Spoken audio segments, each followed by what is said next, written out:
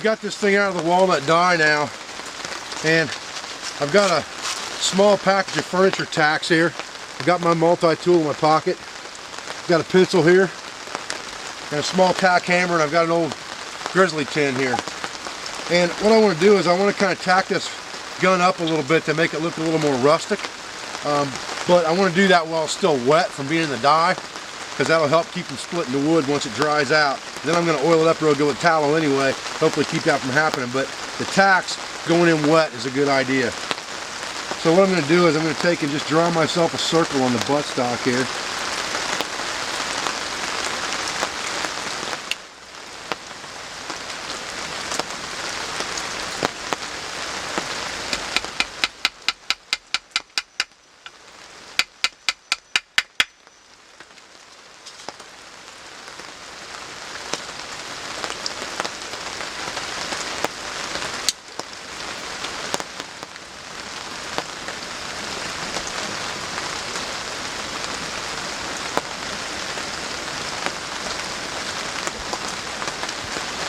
Okay, we pretty much got the stock done, and I just, put a little arrow right here and a line of tacks on this side. Nothing fancy. Just a circle of tacks here with a little design in there and 3 tacks up the side. There's nothing fancy. Just trying to make it look a little bit more like a rustic trade gun. I'm going to go ahead and put some tacks up the forearm guard as well, or the hand guard, and then I'm going to oil this stuff up, and we'll look at the barrel. Okay, I got a line of tacks on both sides of the foregrip now. Nothing fancy. They're just, just to add a little bit of decorative value to it is all. That's what it's going to look like, when it's done and on the gun. And now I've got to start working on the barrel. To get this stuff, you can see it's getting a nice brown color to it now, patina. And that's from drying out after being in that walnut dye and letting it be exposed to the oxygen for a little while to brown it up. You want to call that rust, that's okay. But I'm going to sand all that down, smooth it out with some steel wool. And then I'm going to oil this thing up real good and hopefully it'll retain that brown color finish. And I'm sure the stock will get a little bit darker as well once I go to putting on the oil on here. It's going to darken that stock up a little bit too. Okay, while I'm waiting on this barrel, I'm going to go ahead and start using some of this tallow that I've got rendered down here on the rest of this gun. And you can see this stuff's pretty hard at room temperature, or at outside temperature, which is a good thing. So now it's going to be just a matter of getting it on this rag and rubbing it in. And I want to make sure that I rub it into every little nook and cranny of this gun, including the wood parts, including the metal parts, all of it, because I want a good seal on this thing.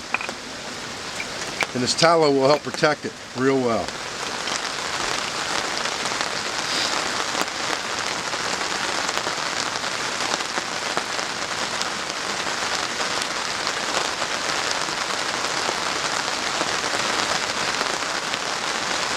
Okay, we've got our barrel out of the walnut dye now that we had it in overnight, and I've exposed it to oxygen for a couple hours, and it's got a real hazy gray look to it now. It's got some brown staining on it. I like that.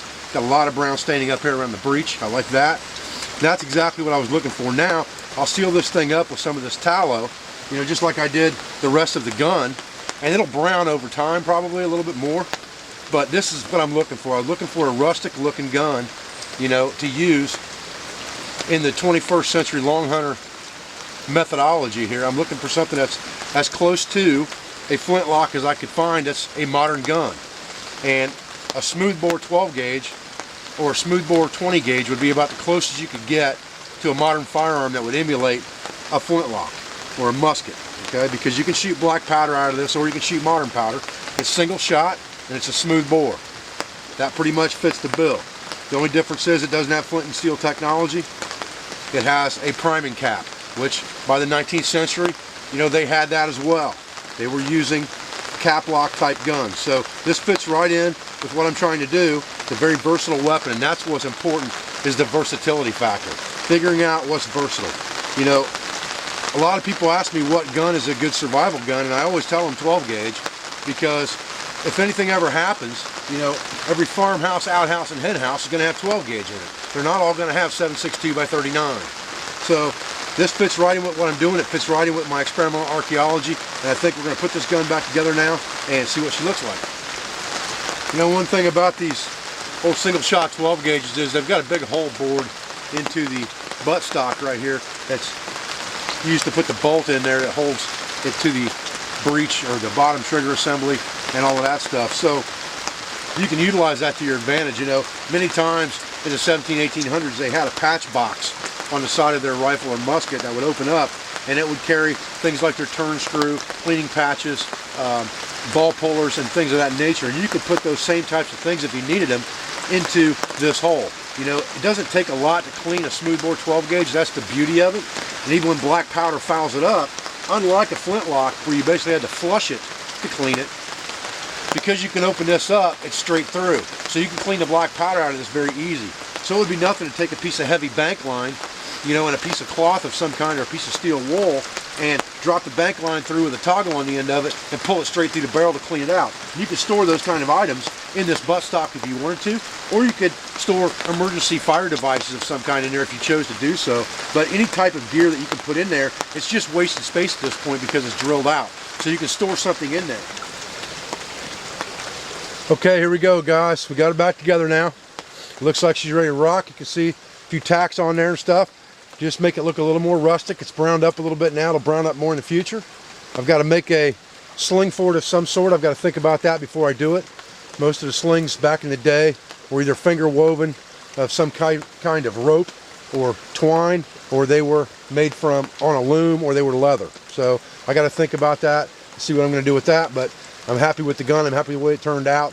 And you know, a single shot 12 gauge is definitely the modern equivalent of the Long Hunter's musket or Fusil. Well, guys, I'm Dave Canterbury with the Pathfinder School.